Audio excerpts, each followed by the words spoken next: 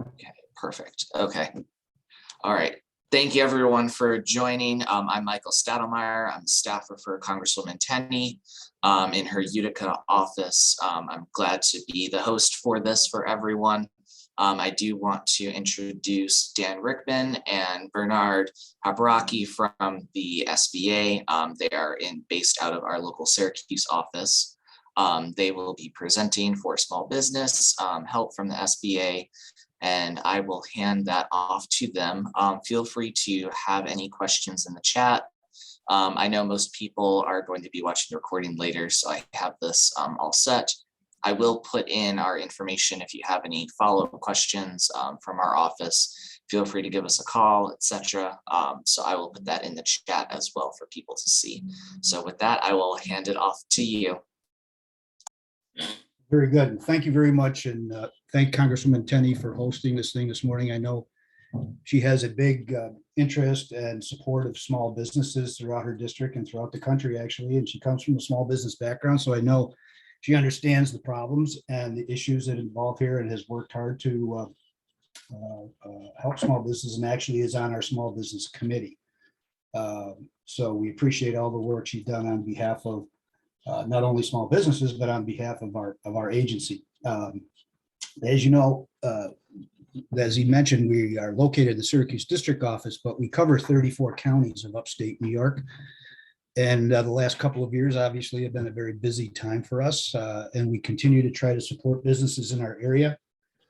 And going forward, we're obviously going to be faced with many new challenges, but we're here to help and support small businesses start and grow, not only throughout the congressional district, but throughout our 34 counties that we cover all throughout upstate New York. And with me here is Dan Rickman. He's my deputy district director, and he's going to go through a series of slides that kind of outline all of our programs above and beyond the special ones that we had during the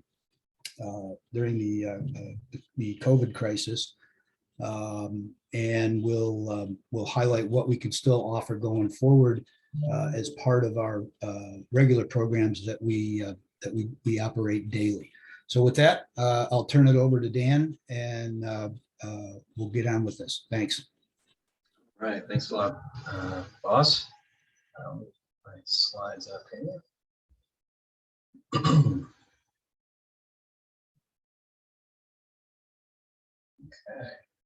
All right, so good morning, everybody.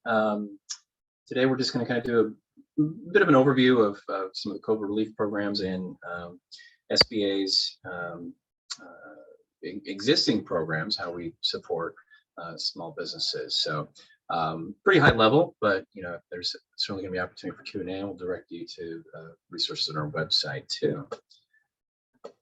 So a little bit more about us, like BJ mentioned, our office covers 34 counties of upstate New York. You can see the counties we cover there.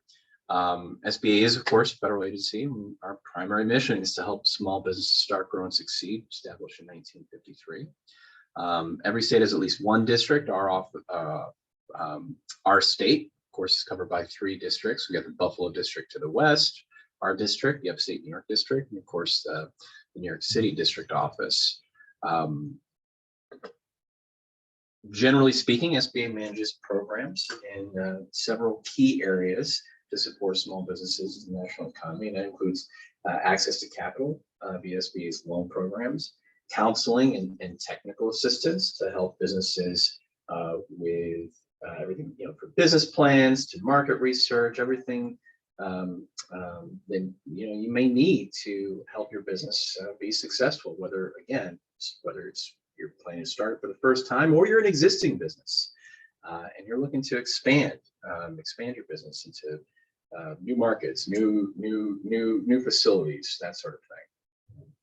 Another big area of focus for the Small Business Administration is with contracting, and that's doing business with the federal government.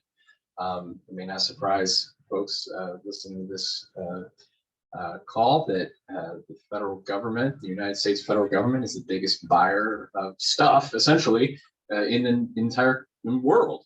And by law, 23% of those contracts must be set aside for small businesses. So SBA works both directly with federal agencies to ensure they have good small business set-aside programs. We work with them to help set their goals and the goals for small business set-asides government-wide. And of course, we work directly with small businesses on a variety of programs that are designed to promote contracts for small businesses, particularly businesses located in historically underutilized business zones. We call them hub zones, socially and economically disadvantaged businesses, women-owned small businesses, veteran-owned small businesses. There's a variety of programs we'll kind of highlight as we go through the presentation. And of course, disaster assistance. Now that's one that perhaps prior to the pandemic, unless you received an SBA disaster loan as a result of a hurricane or a flood, you may not have been aware that SBA had a role in disaster assistance and disaster lending.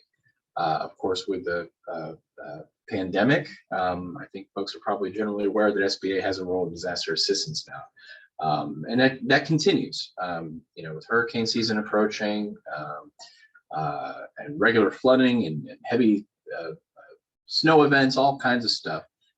You find that SBA has oftentimes boots on the ground when those disasters hit. And finally, we partner with organizations, within each community that provides small business assistance. So, that's a big part of what we do in the district office, and including, in addition to administering these key program areas, our job is to work with the local folks, to help make sure that our programs get to those that need them. So a little bit about the SBA's COVID relief programs. I'll preface this with essentially the SBA COVID relief programs have closed, certainly new applications, nearly 2 years in the pandemic now, and most of these programs, either the funds have exhausted or the authority has expired to continue to run these programs. But just really briefly, the Paycheck Protection Program was one of the first most prominent COVID relief programs that folks were aware of, PPP. That program has been closed to new applications since last May, and forgiveness applications have been open and have been being processed for the last year and a half. Actually, it started in 2020, and at this point, 84% of forgiveness applications have been approved. So we're a large way through, approving forgiveness and getting a lot of these loans off the books and off the balance sheets of the vast majority of businesses that have applied for these loans. And I don't have the numbers on the slide here, but just for kind of some perspective, with the PPP program, 789 billion, actually close to $790 billion were approved under the PPP program, of which 61 billion was here in New York State, for the total of 764,000 loans in New York State. So most, or at least a large share of businesses in New York State were able to tap into the Paycheck Protection Program. And again, most of them have been forgiven at this point. The next big program was the COVID EIDL. Those are economic injury disaster loans. And then the related advanced programs, or grants, as they were often referred to. Those programs have all now closed to new applications, with the remaining funding available only being available to existing loan recipients, COVID economic injury disaster loan recipients, that are eligible for additional funding. SBA couple of times throughout the course of the pandemic increased the loan amount that businesses could apply for. And that kind of opened the door to businesses requesting funds. Some businesses also didn't request as much as they were initially eligible for with their initial loan application.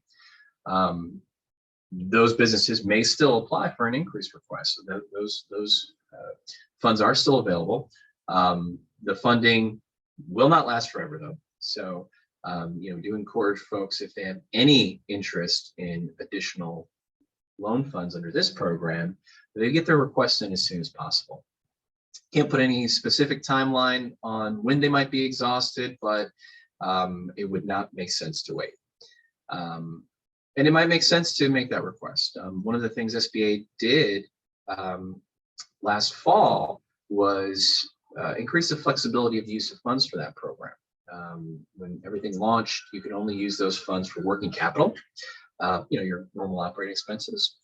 And SBA expanded that to allow you to prepay your other commercial debts, right? Pay off your existing debts, essentially, if you had enough funds. That's something that had never been available with the COVID EIDL program. And it is now, okay? And that's retroactive, okay? So it's very expandable funding, flexible funding with that expansion of the use of proceeds. And then finally, we had the two grant programs that Congress authorized: the Shutter Venue Operators Grant for performing arts venues, and the Restaurant Revitalization Fund. Those programs, those grants, those funds have all been approved, and the funds have been exhausted. So no new applicants can be considered at this point. So what does that leave us? Well, that leaves us all of our existing programs. Okay, so throughout, of course, for the last 60, 70 years, SBA has provided loan guarantees to expand access to capital, and that continues through the pandemic, and those programs haven't gone away. So whenever people think about an SBA loan conventionally, it's important to understand that it's not a direct loan. Okay, so kind of forget everything you heard. You understand about EIDL. Doesn't work like that. For a normal SBA loan for your business, you would approach a bank, right? So a small business would apply for a loan with a participating lender. The lender would do their due diligence, review the business plan, and if the bank felt that they needed SBA's help, our guarantee, they would then apply for a guarantee of that loan. A guarantee would range anywhere from 50 to 90% of the loan, depending on the particular path that the lender chose for that loan. It's up to the lender what path they pick.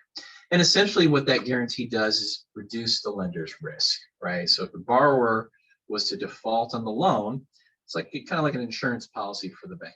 That's what a loan guarantee is when SBA puts it on a bank's loan.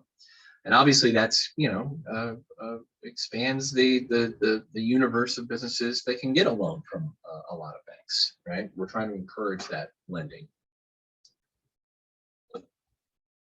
In terms of eligibility, you have to be a small business. We are the Small Business Administration after all, meaning you must be for profit. Okay, so while not-for-profits are available for the disaster assistance programs like COVID or EIDL, they are not eligible for our normal 7A SBA lending programs. Most types of businesses are eligible so long as their ownership are majority U.S. citizen or legal permanent resident owned, with a big exception being real estate development, for investment or speculation. That's not something that you can use SBA loans for. But apart from that, SBA loans can be used for any legitimate business purpose. So that includes, working capital, so you can pay your operating expenses, payroll, rent, etc. You can use it to purchase machinery and equipment for expansion. You can certainly purchase real estate that is for the purpose of the business. So, for example, if I'm at a restaurant and I want to buy a building for my restaurant, I can buy a building for my restaurant. Okay,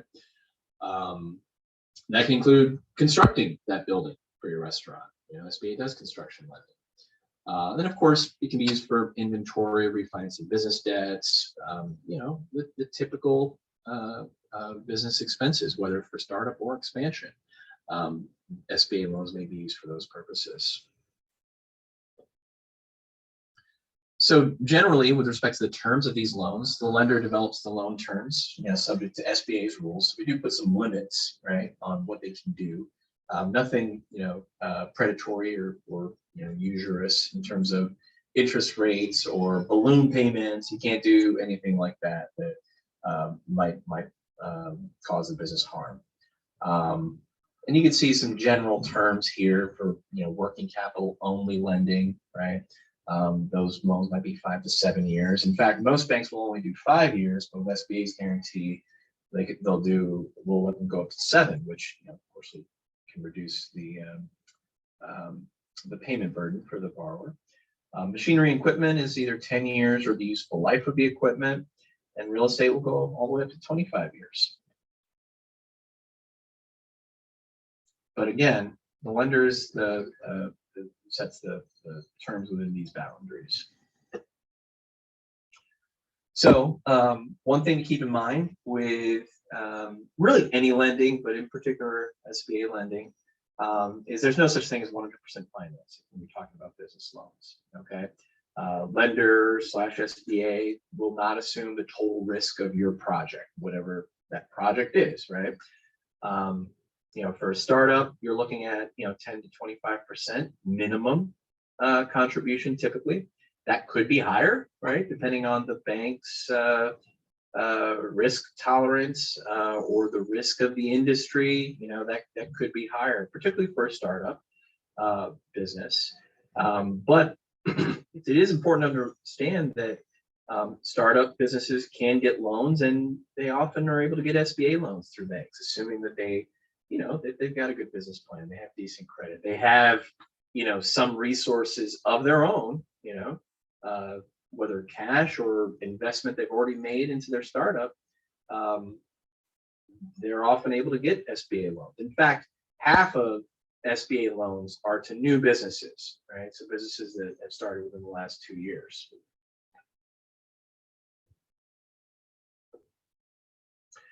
So the other thing that folks need to understand is that ultimately your repayment ability is what determines whether or not the bank can approve your loan, whether SBA is guaranteeing it or not.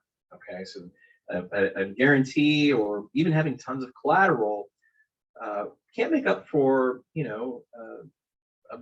no business plan or not a great business plan that hasn't been prepared well. So some of the things that the bank evaluates, this is not intended to be an underwriting presentation, but certainly looking at historical performance, if it's an existing business or you're acquiring the business, really good financial projections and data and research to support those financial projections if you're a startup, or even if you're expanding the business and the expansion is going to require a significant investment.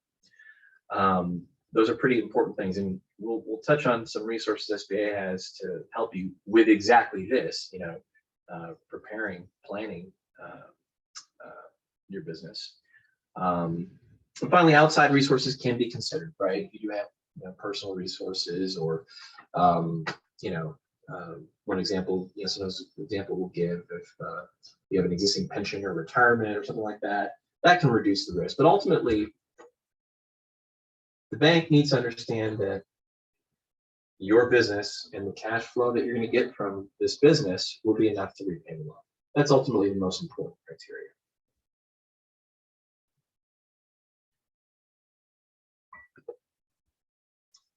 So I did just mention collateral, and SBA loans, collateral is often required, not always required, depends on the loan.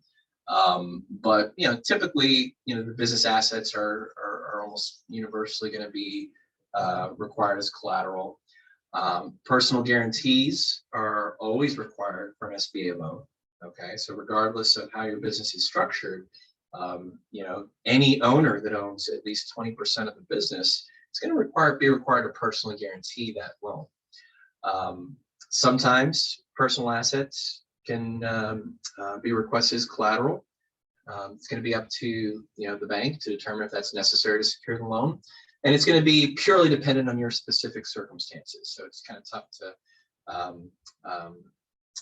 make any generalizations about whether personal assets might be required to secure the loan. But ultimately, if there is a shortfall of assets, ideally the bank wants to be fully secured, right, if they can. But if there's a shortfall in collateral, it's not a reason to decline the loan. Okay, that's in fact one of the main reasons SBA's guarantee exists, is to make up for that collateral shortfall that a business might have. And it's one of the main reasons a bank might consider SBA's guarantees, because they can't fully secure the loan, right? So they need that additional guarantee to make it meet their risk profile and their risk tolerance.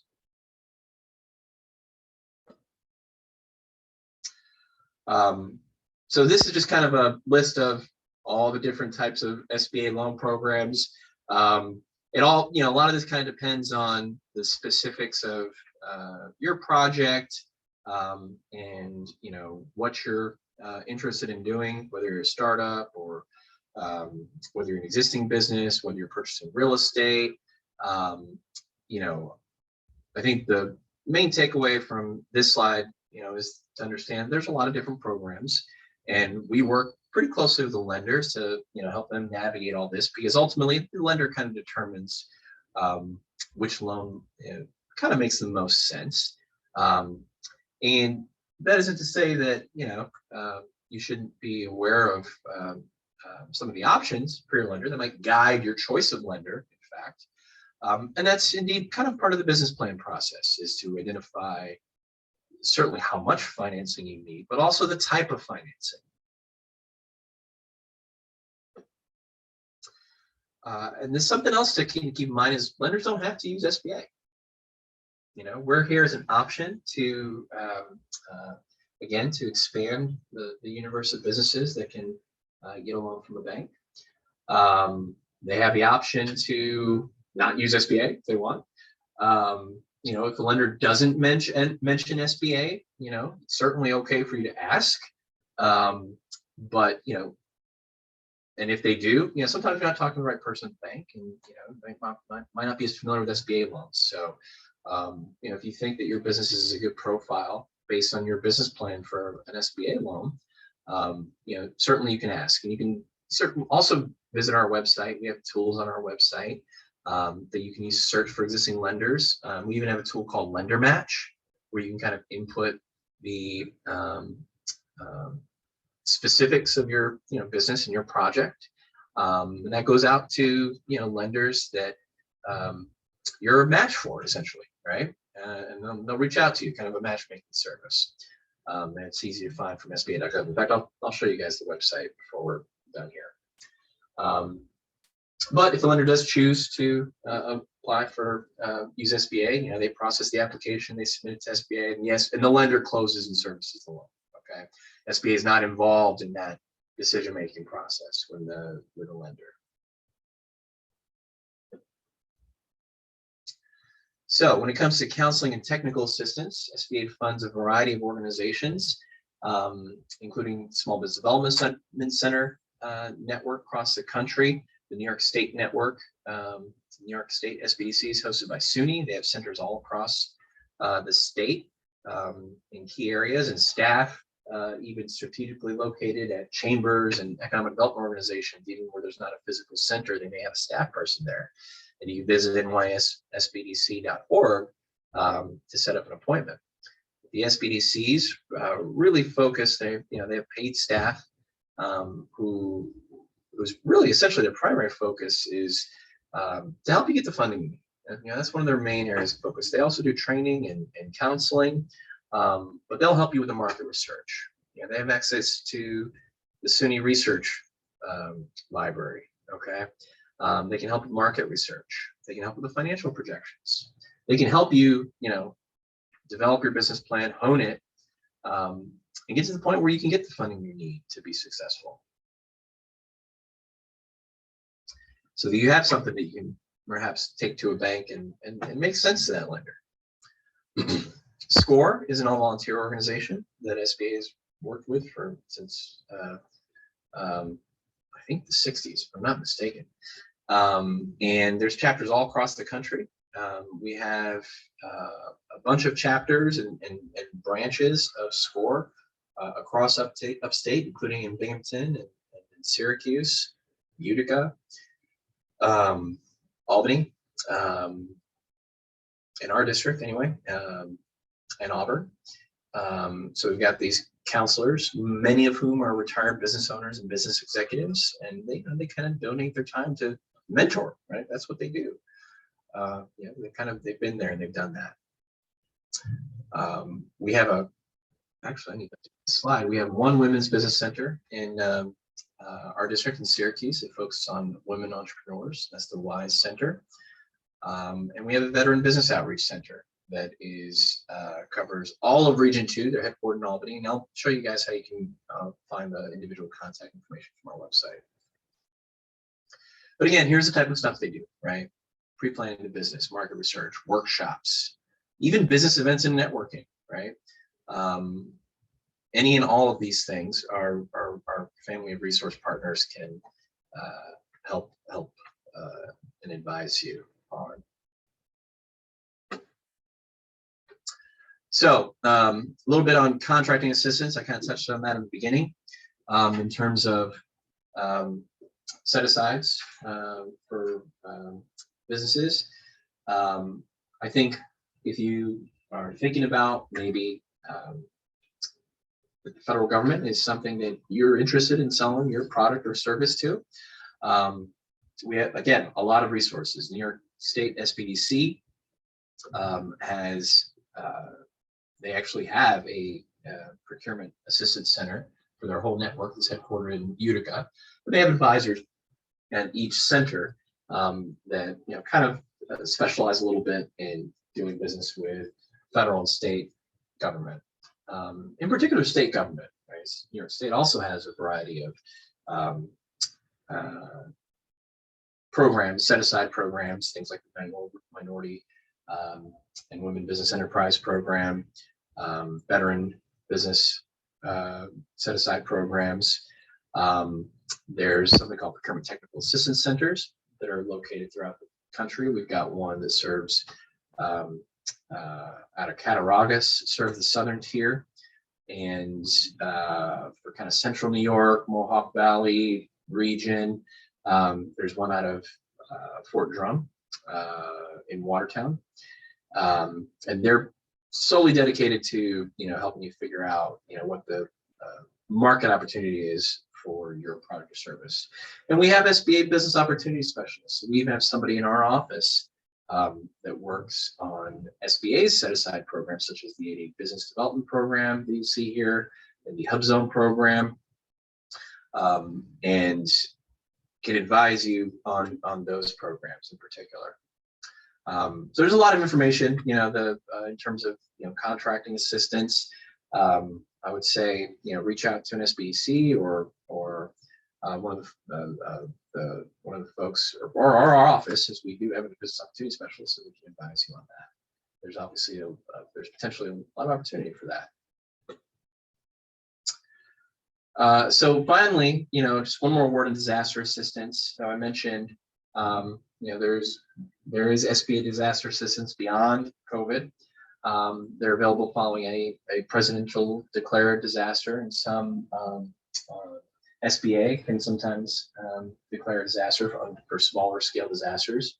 And that oftentimes makes low interest loans available to homeowners, renters for property damage, lost income, not-for-profit organizations, to cover their uninsured or underinsured losses. So it's bigger than just economic injury loans. It's also for property. Okay. And we when those declared disasters happen, and they happen all the time. They're not always big hurricanes. It could be tornadoes. It could be a localized flood. And if it reaches the threshold for a disaster declaration, those individuals, we do our best to kind of communicate the availability of this funding and make sure those folks are able to tap into it. So finally, we got SBA.gov, which I'm going to change my sharing here really quickly because there's some stuff I think would be helpful to direct your search when you do visit the website. Bear with me here for a second. I didn't have it queued up, but we have decent internet here, so okay. So you visit SBA.gov. Okay, sharing now. So you visit SBA.gov. Here's our website, and you can see pretty easy to navigate, right?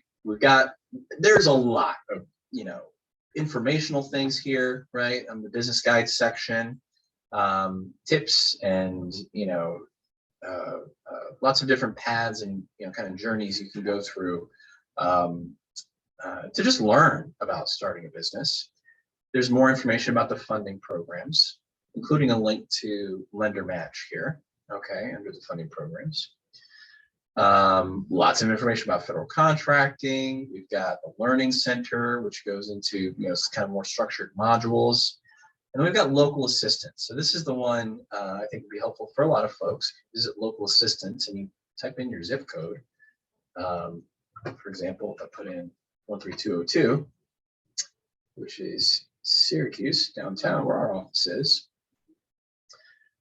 you'll see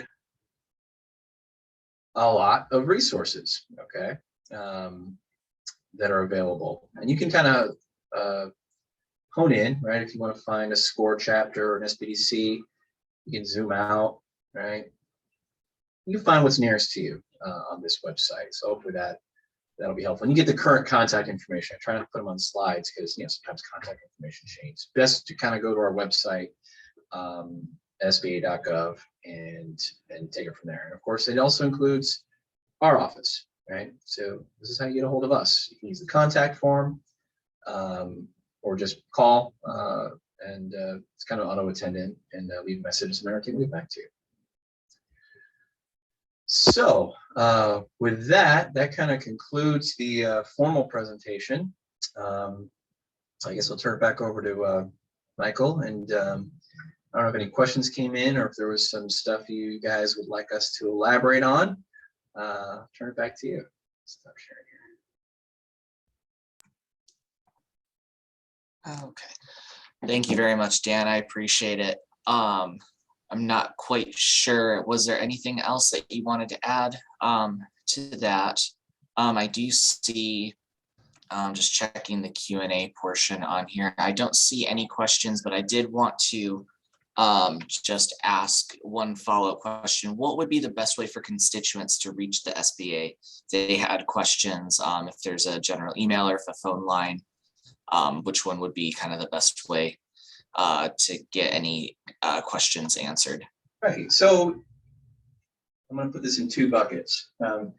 General questions about assistance for your small business, SBA loans, business planning, where do I go next? Our office, right? Your nearest district office is the best source, right? Or one of our, if you want to be even closer, right? You want to go to, like an SBDC, because there's one in Binghamton, and that would be one of us. Either our office or one of our local resource partners would probably be the best for general business Q&A. Okay. Now, I know that folks maybe have some specific questions, maybe whether it's about some of the COVID relief programs, such as their economic injury disaster loan or their PPP loan. So I got to qualify that a little bit. If you're talking about an economic injury disaster loan, hopefully you've already got all that contact information, right? As part of your loan, right? You've got the EIDL customer service phone. If your loan, if you've gotten like your payment notice where it says your servicing center is the Birmingham Loan Servicing Center, right? Something along those lines. It'll say, here's the Birmingham Loan Servicing Center. So specific questions about your loan, about servicing, you contact your loan servicing center, right? They're the ones that can help. If you get stuck anywhere along that process, and maybe you're not getting the answers you think you need, then you can certainly give us a call, and we'll see if we can kind of help you unpack things and figure out where you need to go to get the answers that you need. But I would say, that should be the normal progression, right? If you're not getting what you need, then we may be able to find out from our office on our end what we do through what we have access to, which can be limited sometimes, but we can help you figure it out. And then the other thing, while most PPP loans have been forgiven at this point, right, 15% of them left, I think it's important that folks know that the PPP loan is a delegated loan program, right? So SBA did not process PPP loans. Your lenders did.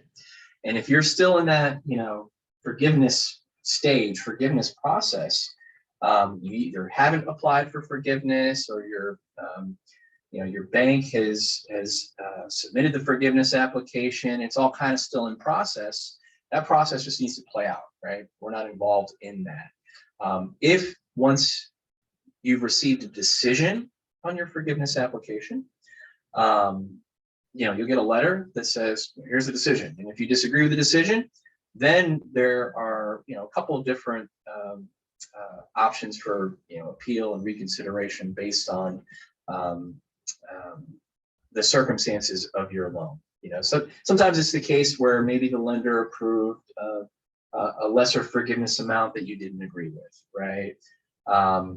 And SBA, a lot of times we're just automatic, like we're just not automatically. There's algorithms, right, that will approve some of those based on the information the lender submits. And if we don't see anything that flags it, we're going to say, okay, we agree with the lender, right? Well, you still didn't get the forgiveness you wanted. There is a process in place to appeal that decision and request that SBA reviews the loan, right? None of that can happen until SBA renders the decision. You get that letter saying, here is what SBA has determined your forgiveness amount is, okay? So, and even then, the process is to go through your lender to request that next level review, if you will, okay? So, and all that being said, if you still have questions about that process, you can contact our office. We'll talk you through it. Okay, thank you, Dan. Yeah, that is incredibly helpful. So I don't see anything else. Actually, I do see one quick question. Are there any costs associated with SBDC assistance formulating business plans or counseling? No, nothing that SBA resource partners do that is like one-on-one technical assistance. They literally can't work for it, right? So whether it's that helping with your business plan, market research, the only thing that they occasionally charge for can be like the work. Like they might do workshops or seminars, right, where you got like a group thing, and that may have a cost associated with it. Usually it's very reasonable, but anything that's the one-on-one assistance, which is their primary objective, right? It's all free. Okay, understood. Thank you. I don't see any other questions, but that's also very helpful that it is a free service for the most part for small businesses. They can get all the help there. So I don't see anything else, but so I'll just close it off here. I do appreciate you, Dan, for coming on board this morning and providing this. We'll be sending this out to a few other constituents as well, so that they can see this and send it out to other stakeholders. So I appreciate it. And also on behalf of the Congresswoman, I do appreciate you helping out with this and also just your help with small businesses. I know she does hold small committee membership on the Small Business Administration. So she is very much so in touch with a lot of your counterparts and a lot of what goes on there. So she always appreciates the help that you guys provide. So thank you, everyone. I appreciate your time, and I will close this out then. All right. Thanks a lot, Michael. Our pleasure. Thank you.